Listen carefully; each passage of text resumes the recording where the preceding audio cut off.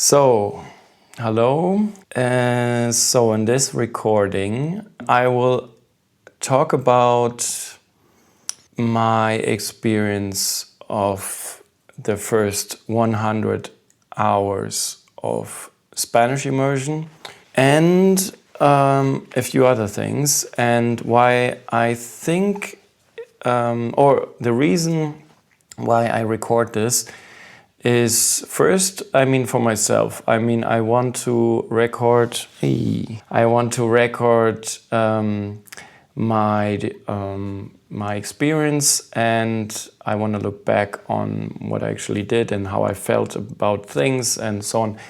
And I will maybe get into the detail why that's important. But I think.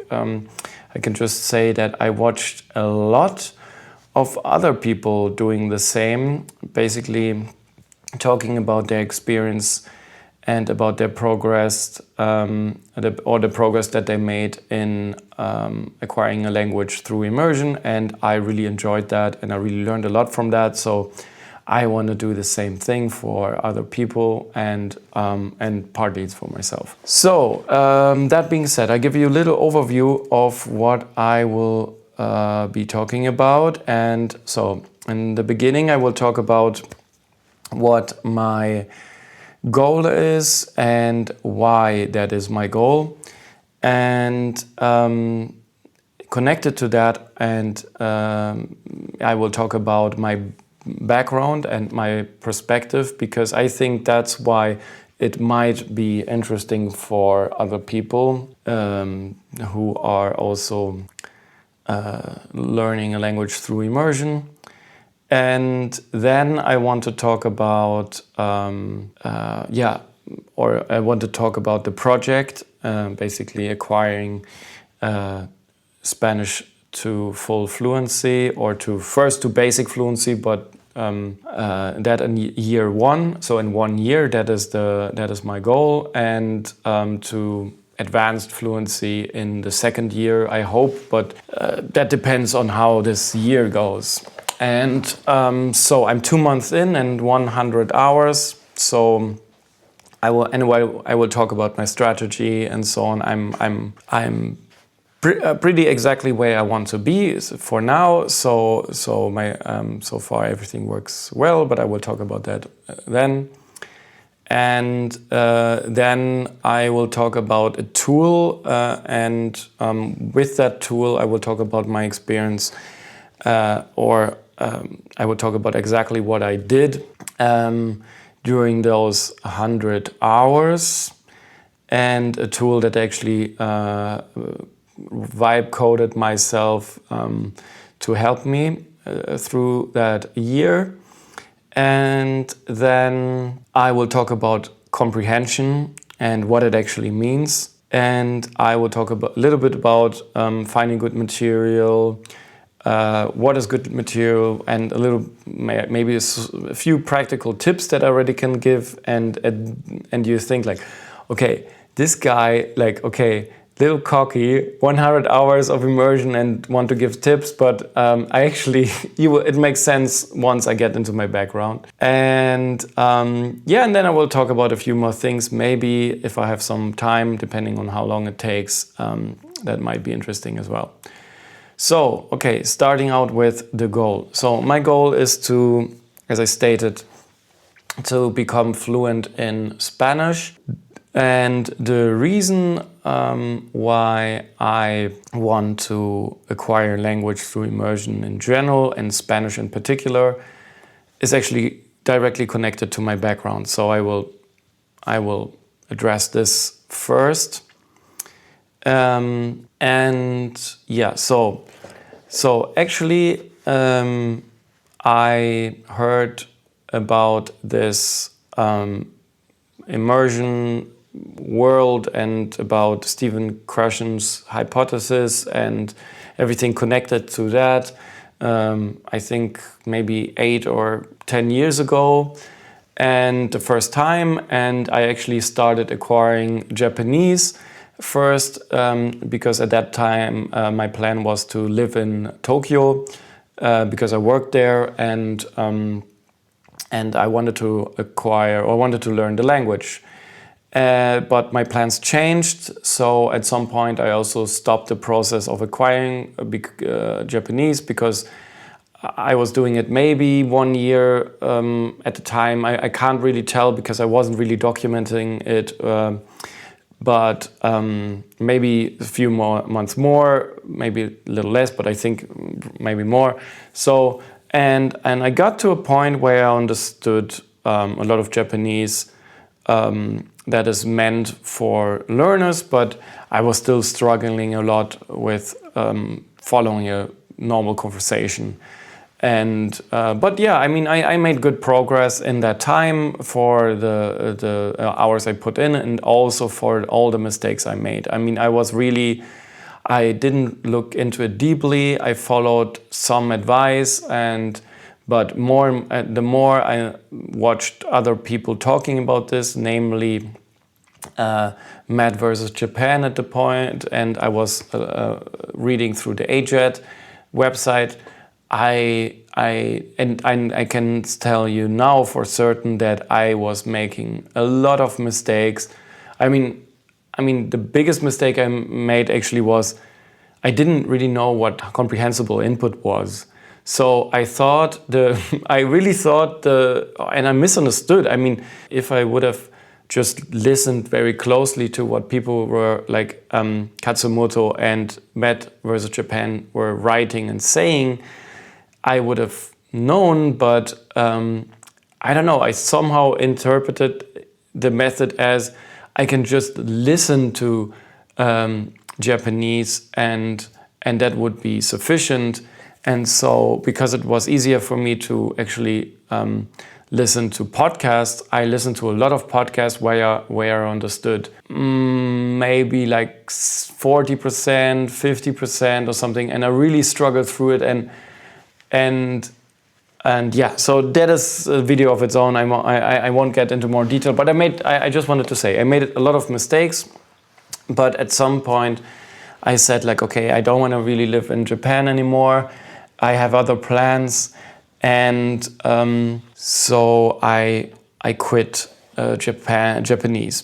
And but when I quit, I was still so interested and fascinated by this community, by the different communities, by the people involved, by the research that Krashen and many of his colleagues were doing. I didn't even know the ALG program yet, which is a very fascinating topic of its own.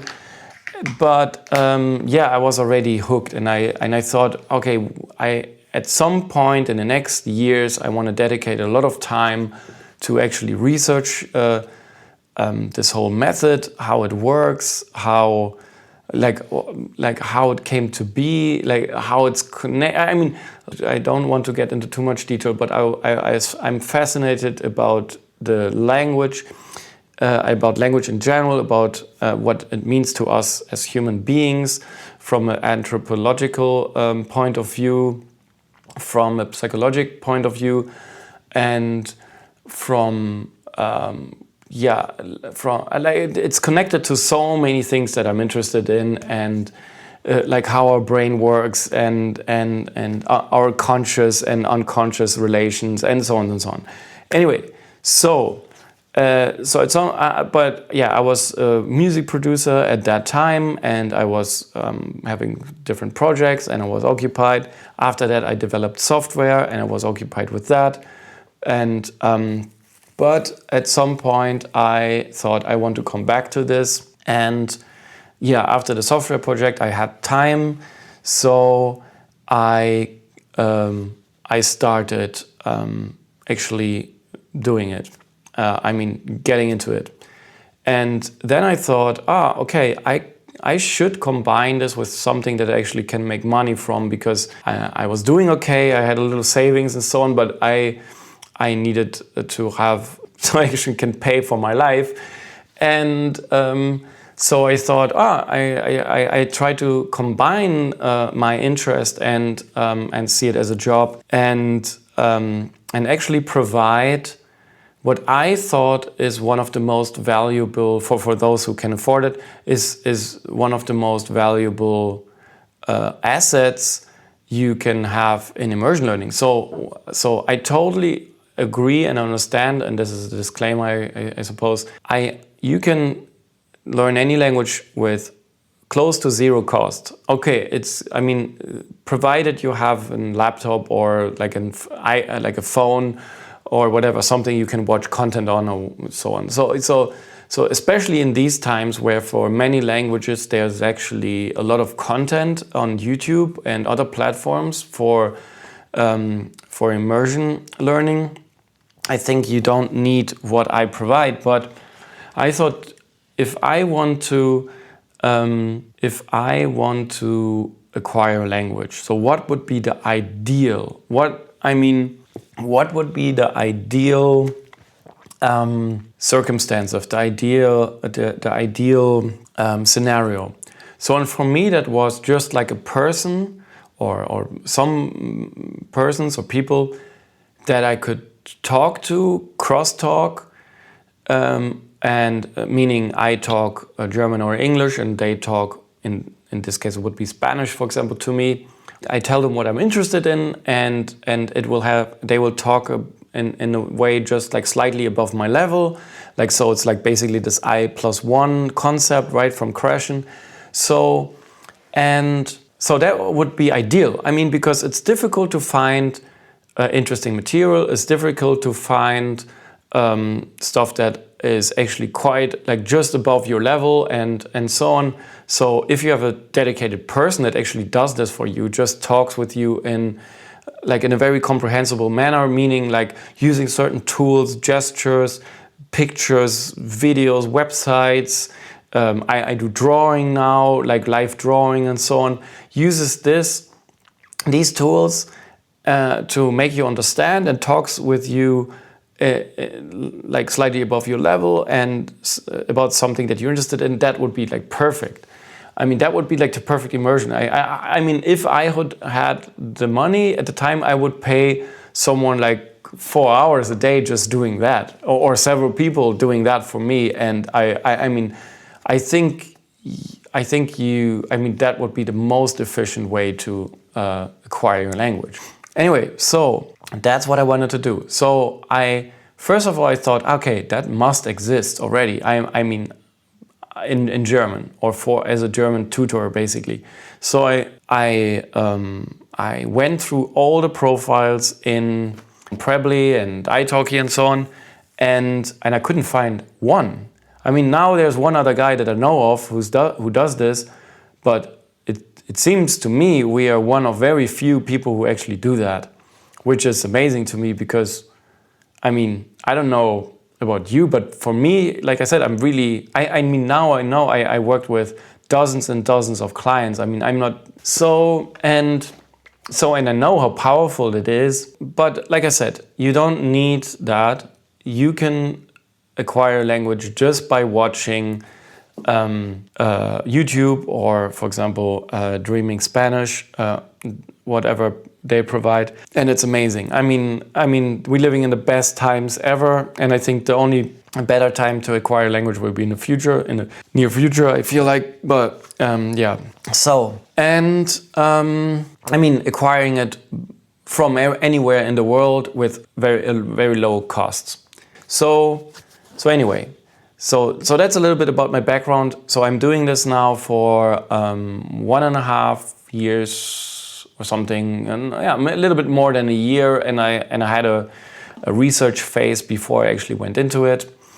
And since then I'm documenting very thoroughly what I'm doing with my clients, and I'm researching more or less every day on this, and I learn more things about it every day, and it's amazing. So it's really the best. That's one thing I have to say. I did a lot of cool stuff. I don't want to brag, but I did a lot of cool stuff in my life. But this is one of the most exciting jobs I ever had, really. Because I mean, it's maybe for me because I'm interested in all these things, as I said, and really, but also language is fascinating, and this whole process is fascinating, and the people who work in the field, the people who build communities with immersion and build tools. All these are these like curious, open-minded, early adopters types that are just doing it because they are interested in it and love it, and they're providing so much value. And I feel so blessed to be part of that now, or becoming part of that. So yeah, so it's really great. Anyway, that's my background. So why Spanish? Okay, so very shortly about that. I like to travel. I've been to Mexico, I've been to Colombia. I've been to Spain. I wanted to start with a language now that I can really like start from fresh. Like I said, when I learned Japanese, it was for the purpose of staying in Japan and working in Japan, and I wanted to become just like I think as a guest in a country, I think you owe it to the country if you stay like years to at least speak the language to a point where you can interact with people on a daily basis. And I love the Japanese language still. I might come back to that. Maybe there's even a point in my life where I want to live in Japan again. But because that changed, the plan changed, I knew like the motivation I had wasn't enough to put another 2 years of 3 hours a day of immersion time into it. So that's why I stopped. And I tried a few more times. It wasn't like I was totally. It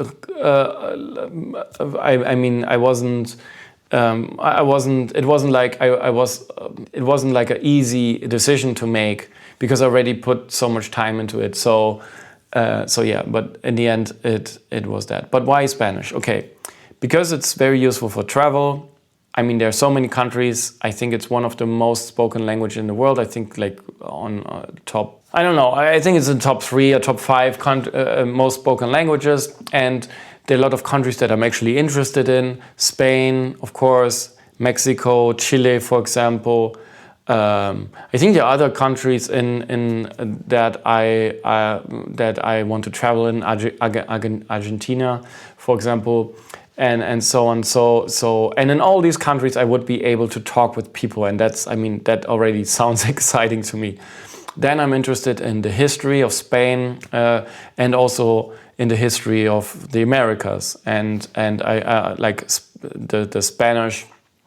I mean, it's connected to of course the Spanish history, and it's connected to the language of Spanish. So yeah. So then it's a good introduction into the Romance languages, and I want to have a good foundation to maybe later learn or acquire Italian or French. So that's another reason. And so I think and that's why I want to or that's why I picked Spanish. But why I want to acquire language in general is because now that I know a lot about the method, and I have a lot of experience, I have some experience with clients. I saw them making like progress, like great progress, and it's just, yeah, I don't know. And it's sort of, I see it also as an experiment to put everything that I learned into practice now. And that was the idea from the very beginning. I actually wanted to start earlier doing it, but I couldn't really decide on the language. There are a lot of languages that I find very interesting, but I thought Spanish is good. And actually what convinced me is Pablo Roman, like the founder of Dreaming Spanish, because I actually just wanted to look into the website because I was making German comprehensible input content. So I looked into the website, and I saw the website and I thought like, okay, this is genius. I mean, this is how it's supposed to be. I mean, this is really the gold standard, I think. There are also other websites for other languages and so on, but I think this is the best. I mean, when it comes to comprehensible input content. I feel still there's few minor criticisms that I have when it comes to Dreaming Spanish or dreaming.com, the website, but I mean, this would be complaining on a very high level. This is really great what he's doing. So I just out of interest, I mean, I watched in several languages. I watched comprehensible input content just to get to know like how much can I understand if I pick a video with a new language, how much can I pick up with just like half an hour of watching or something. And it was clear, I mean, and just the experience of the YouTube channel of Dreaming Spanish and so on was already great. So I thought, okay, this is amazing. This actually convinced me to just pick Spanish and then learn Spanish in a year or two, and then go from there and see if I want to acquire another language and which one and so on. And then I already have, I mean, and I will learn what the gold standard is of producing comprehensible input content, which I'm doing myself for German. Very humbly so, right? I mean, I'm very in the beginning, and it's not hard. So it's not easy. I mean, it's quite difficult to make it, at least for me, to make it good. Although with my clients, I think I'm doing a good job. I became quite experienced, or I put a lot of time into really understanding how to make how to make content that is comprehensible. But it's a different thing if you're doing it just talking to camera. I mean, I wouldn't even be doing this like I am now, like a year ago. I think I already learned a lot. So, okay, that is my background. That is what I'm doing. That is the project. So what is the project exactly? So the project is I want to do 1,000 hours of immersion in 1 year. I actually started on Easter Sunday this year, and until Easter Sunday next year, which is not a full year, but like close to a full year, I want to get 1,000 hours of Spanish immersion and I want to get to basic fluency. I mean, on the Dreaming Spanish website, they actually provide like a list or like an estimation on how many hours you do immersion and what the level is you would be on after these hours. And I think after 1,000 hours, they say, I think it's level 6 from 7. I think level 7 is 1,500 hours and 1,000 hours is level 6. And they say it's you will be fully conversational with most or everyday topics, and you will understand a native Spanish speaker in most cases or in most subjects. I don't know. We will find out if this is true, but this is what they claim, more or less. And so 1,000 hours was my goal in 1 year. And I think it's doable for me, because I think for people with a job that is not related to language acquisition, and who maybe have a family or something, that is quite a, how do you say, like that is quite a lot, because I think it's like roughly 3 hours a day, or maybe 2.5 hours or something a day, and 2 something hours a day, yeah. So so that would be a lot for someone. I know this because I have a lot of clients who have a demanding job and who are a parent, and so yeah, that is quite difficult. But 1 hour should be manageable for most people, and for me, because I don't have a family, and I do this partly because it's a part of, I see it as part of my job. I can do it.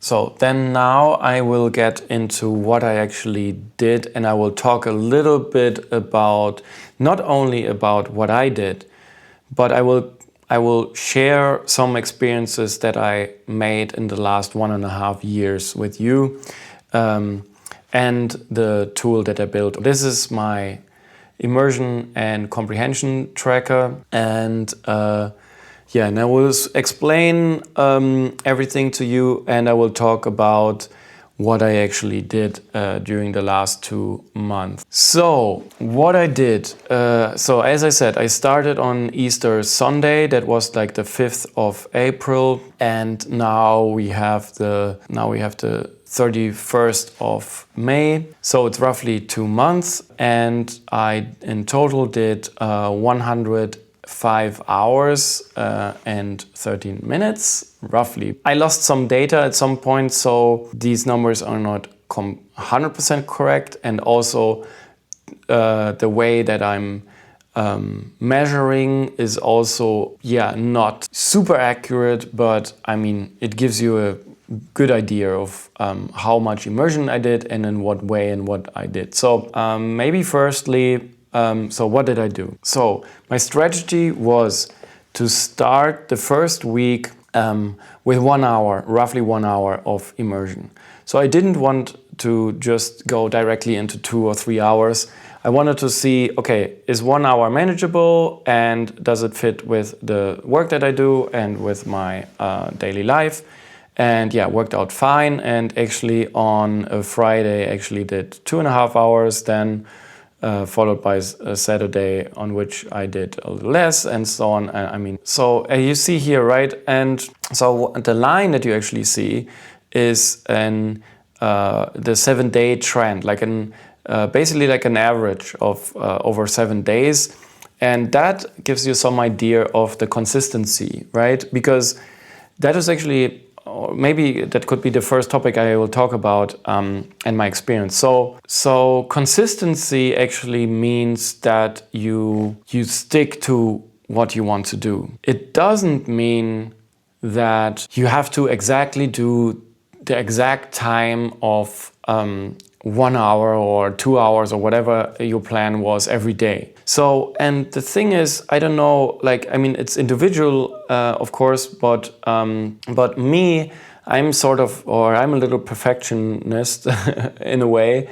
So for me, for example, when I do something, I want to do it correctly. And if I notice at some point I can't do it, or I have the fear of failing, then that is a very demotivating experience. And so, for example, it would be the case if I had, for example, let's say, like here you see my first week, right? And the first 3 days were great. I mean, exactly 1 hour. I mean, like I said, these I had to reconstruct the data. That's why it's exactly 1 hour and not 1 hour and 5 minutes or something. But like I said, it's roughly correct. So it's just because I had to reconstruct the data. So, but here I had a day where I didn't do so much. So I assume that I had a lot of clients that day, a lot of sessions, or I had other things that I had to do. I was actually also already starting my YouTube channel at that point. So I had a lot of I mean, in these last 2 months, I think I roughly worked, I mean, on average, maybe 14 hours a day, 7 days a week. I mean, at most days I worked 16 hours a day. So minus immersion time maybe, because I count this as my work. So also. Anyway, so, and so this would have demotivated me maybe, but at that point I was like, it didn't, but I want to make a point that so the reason why I'm documenting it so thoroughly, and the reason why I also can recommend to most people, or not everyone maybe, but to most people, to use a tracker and I'm gonna actually promote my tracker here too, because this is publicly available now. I mean, I only wanted to make it for myself at first, but then I noticed, okay, there are a few things that, because of my experience with clients, because of the research that I've done, I think it addresses a few things that are unique and other trackers don't have, and I felt I should offer this to other people too. And I put some time into a better looking interface, and this is all vibe coded. So don't, if you complain, please complain, and I will try my best to address complaints. But keep in mind that I'm not a coder, and but every number here has a purpose. To me, at least, and I think for most people, and I won't explain everything in detail, but I will actually explain the most important stuff, and because these are important to what I do. So what you see here is firstly, like you see the bars, and the bars show you the immersion time in total.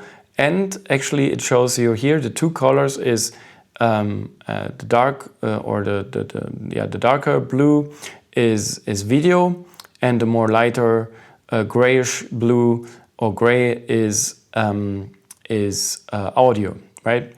So what I did in the first week and also in the following weeks was I listened to a lot of videos, mostly Dreaming Spanish material. From the website Dreaming Spanish, and I then converted this either into an MP3 and listened to it somewhere walking or whatever, or I actually used the app where you can listen to a video that you already watched passively with your screen turned off. So that's mostly what you see here in audio immersion. So so that's that. You can see here how it went, right? I strived for 2 hours a day of immersion time. So because I knew sometimes I wouldn't be able to do 2 hours in one day. So at some days I did as much as I wanted.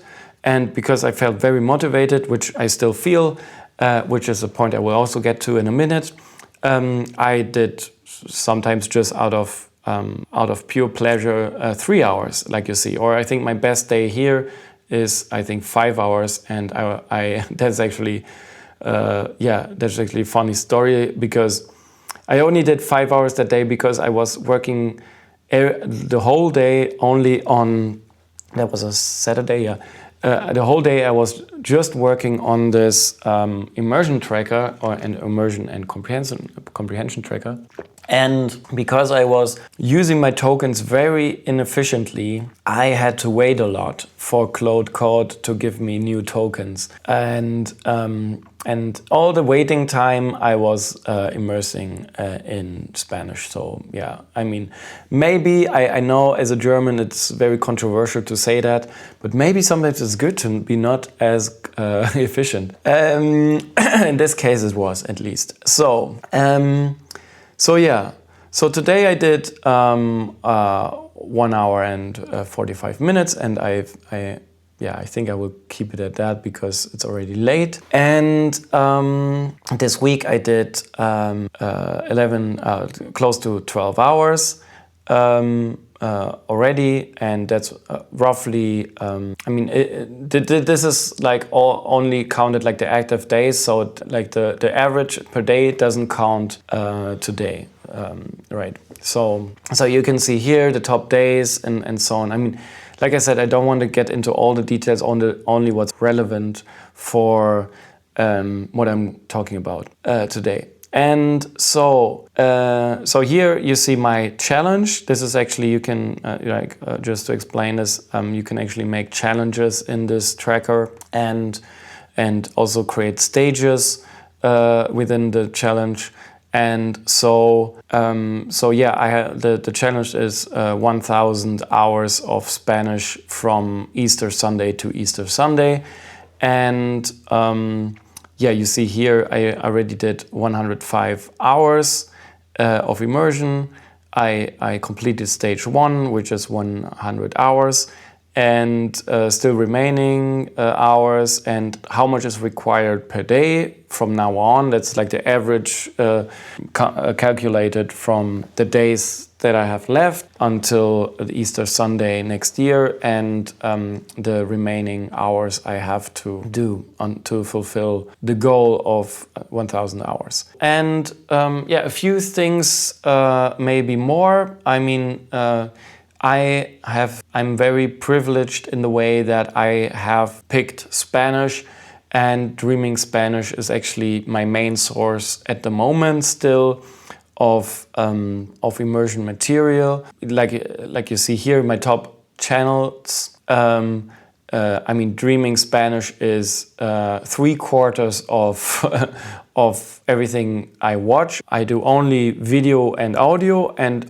only, either something that I already watched, or I also have interleaved audio, meaning there is a translation part of English, and directly after, or a summary part in English, and directly after the Spanish audio. So I will be basically prepared for what's coming next in Spanish, and so on. And it's a different way of immersion that I'm testing out, but I'm only doing it very little because I'm not 100% convinced that this is the best form of immersion actually.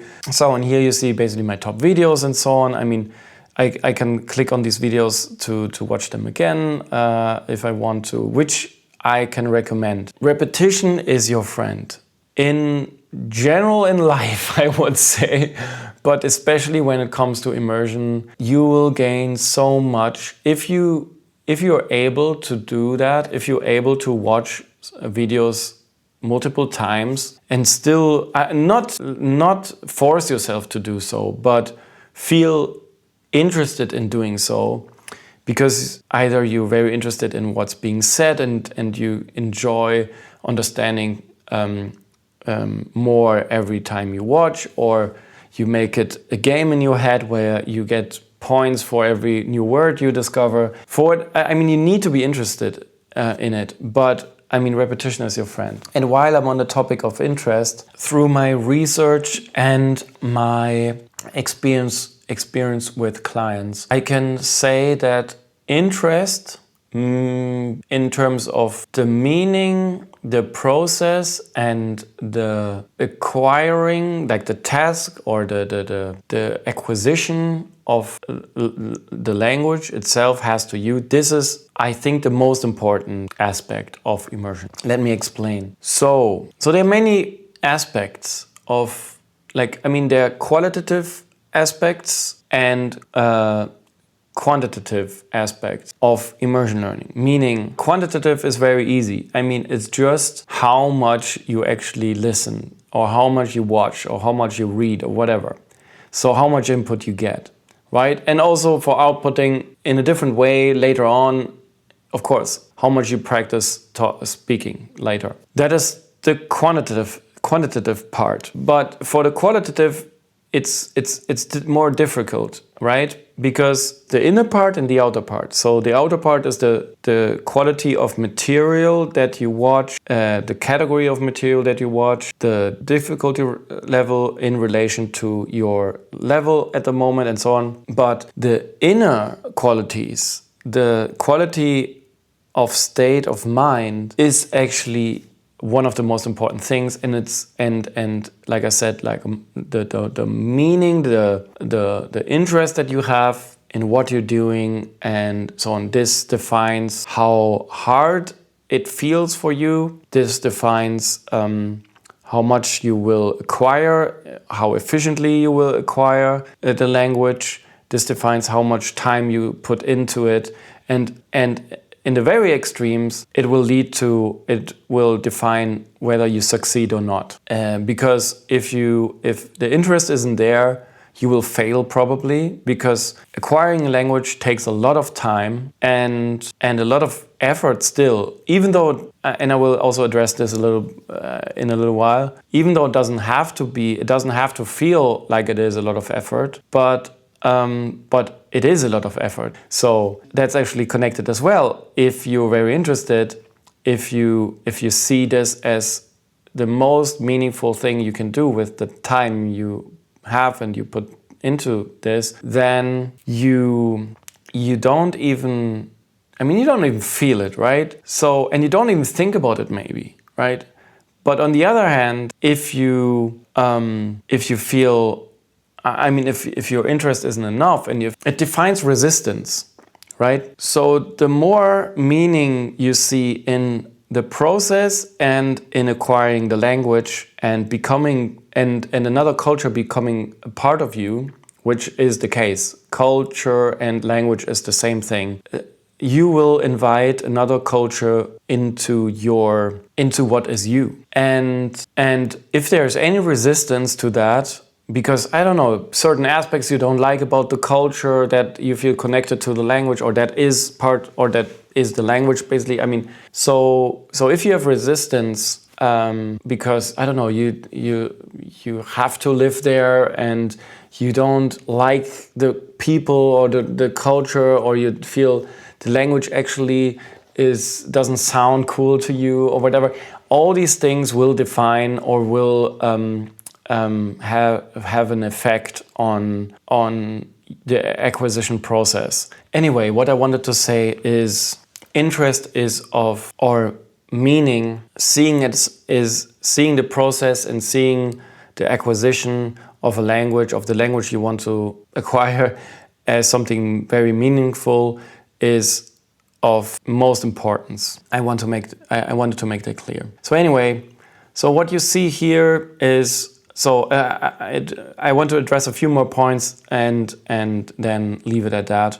So I strive for actually watching material in what I call the sweet spot category, which is like 70 to 90% understanding of the meaning in the video. But to be honest, that's very difficult for me at the moment, because although in these last 2 months I gained so much understanding, I can sometimes watch intermediate, not even comprehensible videos, but like podcasts where I can still see the expressions, the facial expressions and the gestures. And I know something about the topic and so on. But I understand sometimes like 70-80% of the Dreaming Spanish intermediate podcast. And that's like after, maybe I'm overestimating, I'm not sure that, but it feels like that, right?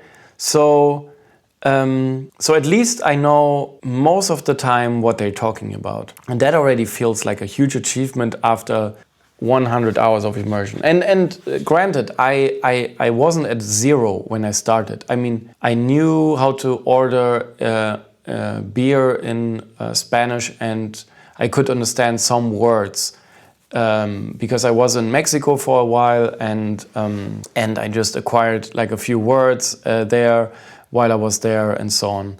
And I heard, I think, a lot of Spanish before. In that time, not really actively listening to it a lot, but I had some immersion before that, so I wasn't starting at zero. But still, it felt my progress, especially in the first month and also in the last month actually, it was very rapid. It felt like a lot. And still, and I will address this point in a minute, still sometimes I have the feeling I'm not making progress. And this is actually one thing why I actually made this tracker, or one big reason why I wanted to offer the tracker for other people. And because I don't know any other tracker who does this, although it's a simple concept. But yeah, here I see like how much I understood of the videos where I documented my comprehension. So, and I didn't do this for all the videos. Because the feature, I think I introduced this feature to the tracker like 2 weeks ago, roughly. And before that, I was writing down sometimes about certain videos and so on, but I didn't really put this data into the tracker. So yeah, anyway, so the feature was like, I tried to make this feature really well, because I think it's one of the most important or the unique selling point, as you say, for the tracker. So I tried to make it really well. And because I was experimenting with it a lot, I mean, there's a lot of data that I had to take out, or that is still in the data pool, but is not really relevant. But what you can say is, or what I wanted to say is, I still have a hard time watching videos where I understand like 80-90% of what's being said, like the meaning of what's being said, because these are the easy videos, of course, like the beginner videos. And I have to say, after 2 months already, I feel bored. And I watch a few videos, obviously I watch a few videos, like 77% of which I understood nearly everything. And these are probably the super beginner or beginner videos that I watched recently, because there I really understand every word, I feel like. With super beginner videos, not every word, but in context I understand every word. And yeah, too hard, I haven't watched any of this, which is not 100% true, I think. But yeah, but that makes sense. 1% maybe that makes sense. Yeah, because I'm looking for the videos, of course, that are in the categories of learning and sweet spot, which you see here is from 50% to 90%. So and here actually this is just maybe interesting for people who maybe want to download the tracker. Here you see like the comprehension progress, right?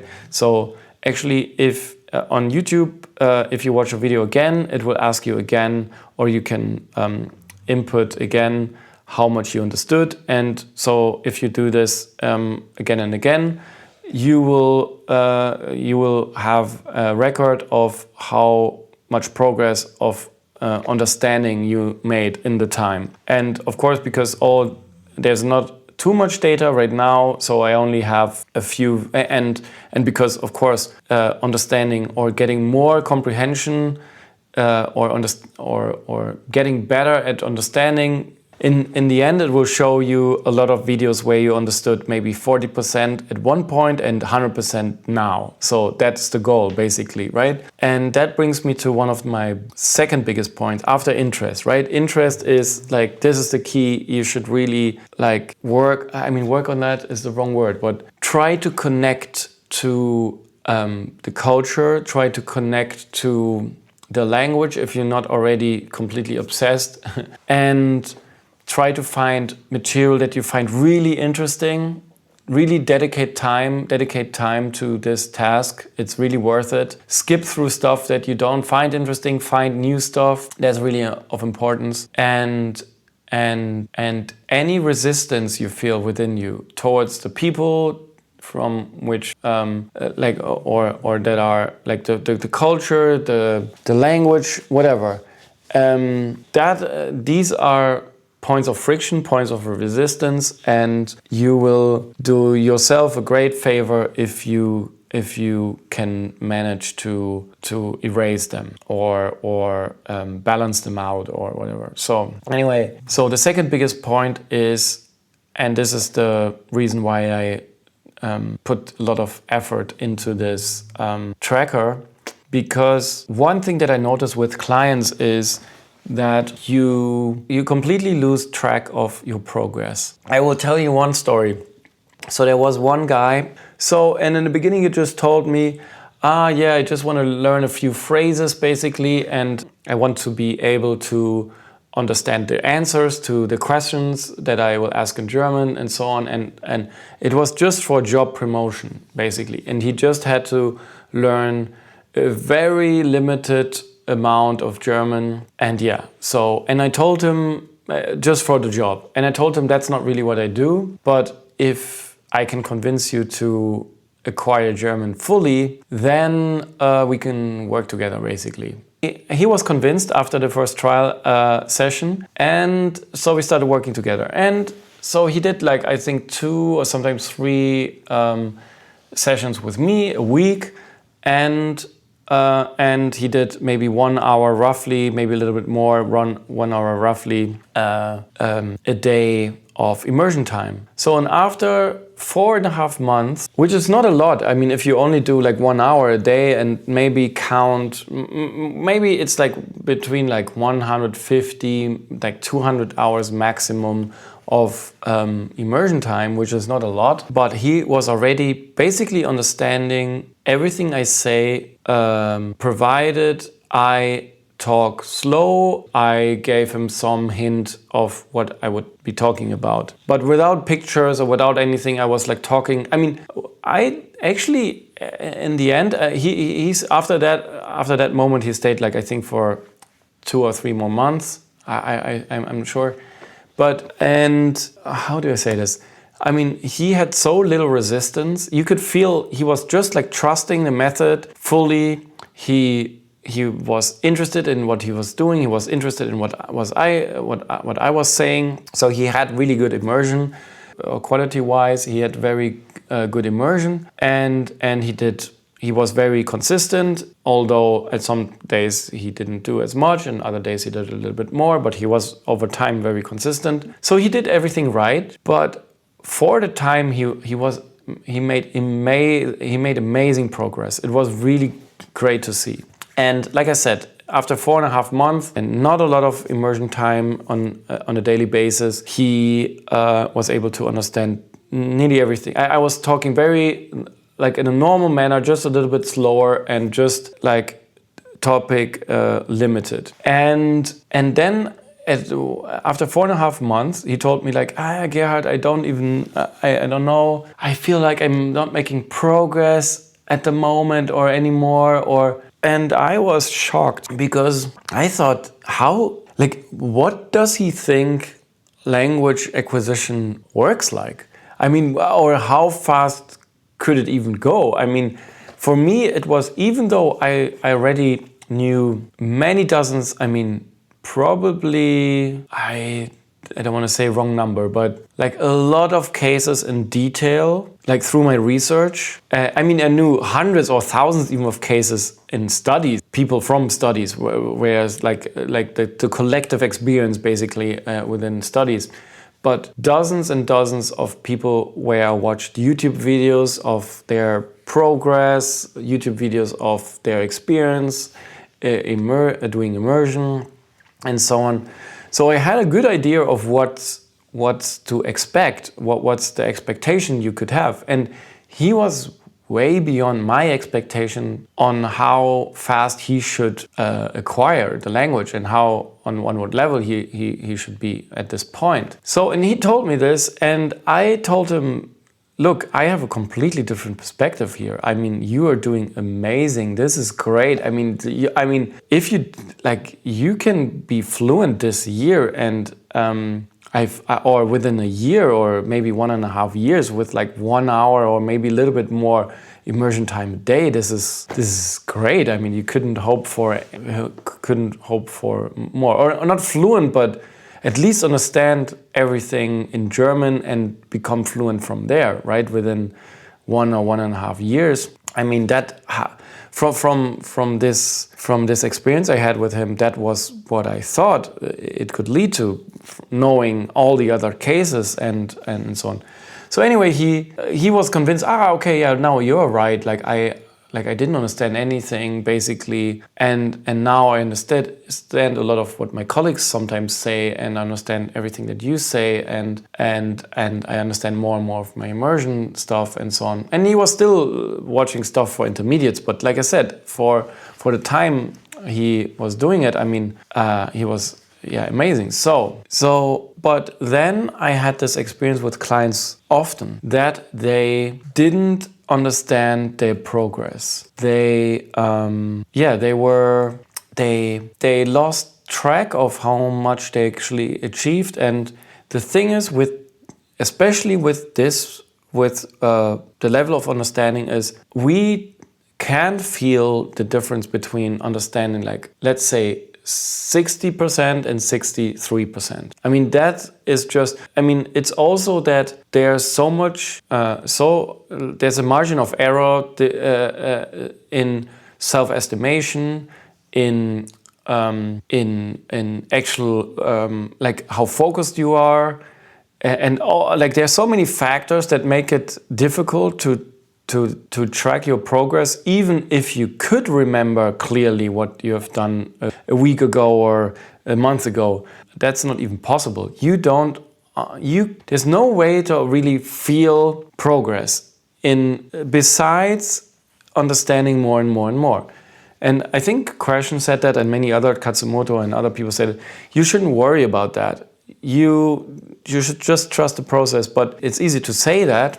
It's hard if you have a life, if you have to manage your time, if you put a lot of time into it, and then you feel like you're not making progress, or you're not sure, and you doubt the method, or you doubt if you're doing everything correctly, and so on. So it is of essence to give you an understanding of how much you actually progress. And that's why I address this here in this tracker. So what it does is it asks you all the time with all the, it tracks YouTube automatically, and within a video, it stops the video for a moment, and you can just dial in how much, like in 10% steps, how much you understood of the video, and you do this, and the video continues. And for every other immersion category you provide to the tracker, it also asks you how much you understood. And it's optional. I don't enter a value every time. But over the time, it gives you a lot of data points to actually follow your progress. And you can, with one click, you can go back to a video that you watched before, and you have a clear document. I understood like 50%, like 2 months ago, and directly from knowing this, you see a video, I understood 50%, you click on the link, it gets you back to the video, you watch it again, and you can tell, I understand 70%. And this is not an exact science, of course. I mean, it's your self-estimation, but you will get an intuition of how much you actually understood. And I'm doing this with my clients all the time, because I have to ask them, how much do you understand of what I'm saying here, so I can adjust the level of difficulty in the language that I use. This addresses actually, I think, or I hope this will address the problem of not understanding how much progress you make. So of course there's other factors that you can't easily track, and like I said, it's not an exact science here, but you will know the difference between 50% of understanding the meaning of the content and 80%. I mean, there's, even with a lot of wiggle room of interpretation and how you feel that day about yourself and so on, and how confident you are in general or whatever. I mean, this is, you will know this means progress. Yeah. So anyway, I think I will keep it at that. Like I said, I wasn't starting at zero. I already knew some Spanish, but I knew, because I was spending like nearly a year in Mexico and Colombia, I heard a lot of Spanish, and during that time actually I developed like an ear already a little for the language. So if people were talking to me and they were talking very simply, and they were pointing a lot and using basically Spanglish and pointing and so on, basically creating comprehensible input live, I could understand some Spanish, I would say. But it was really, and also that's like 5 years ago or something. So it was not a lot, but it was not zero. So I think that should be mentioned. And also, yeah, I mean, I went into this knowing what I do, I think. I mean, more than most people, I would say. I did a lot of research on other people's research, and I read most of what, not most, but a lot of what Krashen wrote. I spent a lot of time with videos on YouTube talking about immersion experiences, programs. I already know all the biggest programs, and especially the ones like the ALG program in Thailand and Bangkok. And so I knew what I was getting into, and I knew what I was doing, I would say. And I had some experience with Japanese. And so what my plan was, I said this already, like starting a little bit, then getting into 2 hours, and later I want to do 4 hours or so on. If I can understand native material, then I actually just want to spend my days more or less like in Spanish, and watching Spanish, I don't know, movies and shows or YouTubers or whatever. So that's my plan. And so right now I'm sticking with the learner's material, basically, the easy stuff and the intermediate stuff. And I'm going back and forth with stuff that I understand 50% of sometimes it even, not less, but I would say it's like 50%, 60%, like that. That is quite challenging because sometimes my mind just wanders off because I understand so little that maybe I don't understand 2 or 3 sentences in a row, and then my mind wanders off, and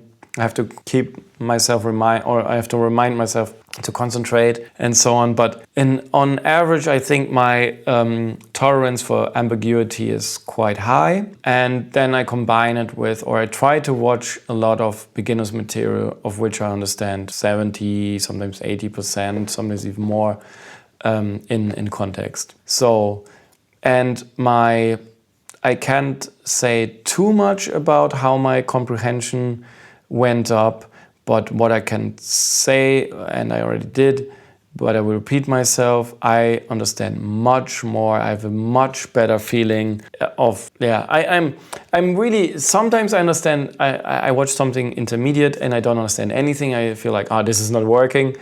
And it's so funny because I catch myself having the same thoughts that I already addressed so many times when it comes to my clients, and always saying like, don't listen to that voice. And then again, I have moments where I understand something that seems to me like a quite complicated topic, and spoken of course in easy Spanish and in a slow, easy Spanish, but that feels like amazing, just like to hear something. And like 2 months ago I didn't understand like anything or close to nothing of that, and now I already understand so much of it. It feels like, so it's really, but I can't really tell because I don't have a lot of data. But like I said, I think the next video will be much more interesting. I feel I think I will make a video maybe 250 hours in, or maybe 300, or depends how many things I will have to say at this point, or I feel like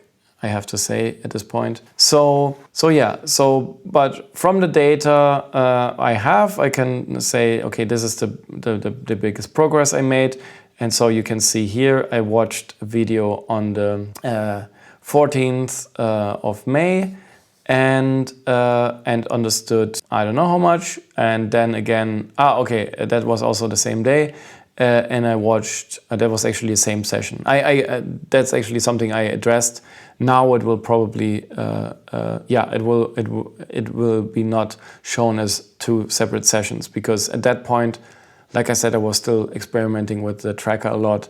So how it will interpret data. And so, okay. So I watched 6 minutes of this YouTube video a day at the zoo, and this is from this is from so I watched on the 14th this video and understood like 40%, and I watched it today again and I understood 60%. At least and so you can see, I mean, like I said, now there's so little data that this could be not as significant of progress as it seems here. But it could also be. So, but like I said, with a lot of data, it becomes more clear. And that is the goal of the tracker, to give you a lot of data and a lot of security. So I hope I provided some information and some insights. See you with the next video, or in the next video with maybe 500 hours or 300 hours of immersion time, and I will come back to you with a lot of new data and a lot of new insights, I hope. Okay,